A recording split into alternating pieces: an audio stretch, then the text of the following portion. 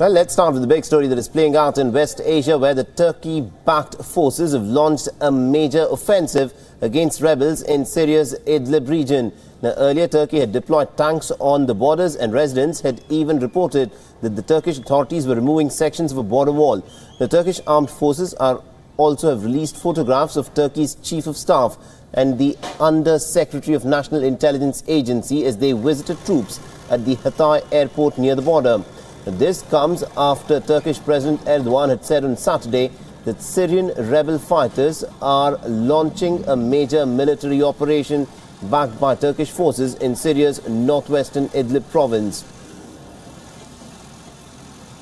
Bölgemizde açtığımız alanı şimdi İdlib'in güvenliğini sağlamaya yönelik yeni bir adımla daha ileriye taşımanın gayreti içerisindeyiz. The province is dominated by jihadist groups, and also President Erdogan has said that he will not allow a terror corridor along the Turkish border. The Turkey's foreign minister has said late on Saturday that Turkey in fact aimed to prevent any clashes from taking place in Idlib.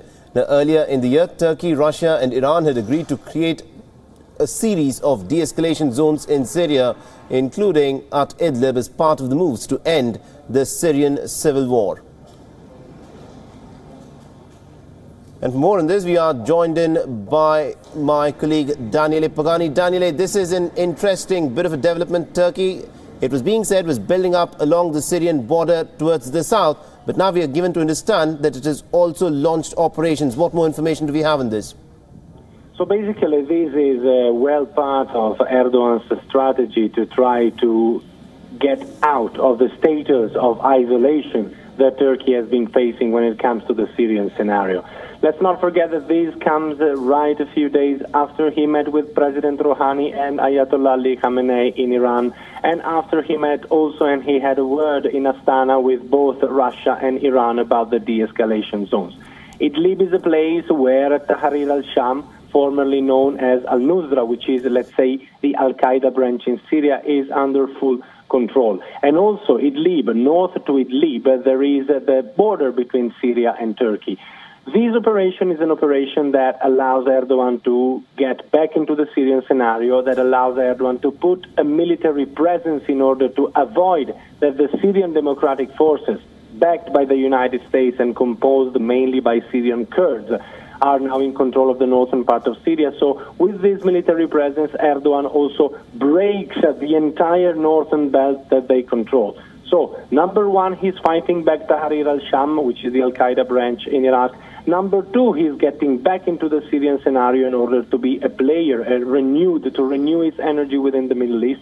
Number three, he is breaking into the northern belt controlled by the Kurds. Let's not forget that Erdogan has always said that he will not allow a Kurdish belt to be there along the northern part of Syria and on the southern border with Turkey. Now, considering the fact that the Kurds are, make up a substantial part of the lower portion of Turkey as well, that is, adjacent to the border with Syria, is that what the fear actually is for Turkey, which has brought them into this conflict? Sorry, could you please repeat the last part of your question? I'm sorry, Mohammed, I didn't hear you. Yeah, my question was, now, considering that, Kurds also form a significant of the population along lower regions in Turkey, in the border along with Syria, is that what has brought Turkey into this conflict? Yes, but not only that. Certainly that is one, I would say, if not the main reason. It's not possible for Erdogan, given the huge Kurdish population and given the referendum in Iraqi Kurdistan, which already bolstered the spirit of the many Kurdish political party within Turkey, it's not possible for him to allow an entire northern part of Syria controlled by the Kurds. But it's not only that. Let's not forget that Turkey has been very much isolated in the West Asian scenario when it comes to the fight against the Islamic State and Al-Qaeda. They haven't been allowed to participate in the Mosul offensive. They haven't been allowed to participate in the fight against the Islamic State in Syria itself, in the northwestern part of Syria, where the U.S. and the Russians are bombing and the Syrian Democratic Forces are fighting. So Turkey was kind of struggling to find its way back into the West Asian scenario. Here we go. The operation in Idlib, the talk with Iran, the alliance with Russia, all of these brings Turkey back within the Syrian scenario, therefore in West Asia.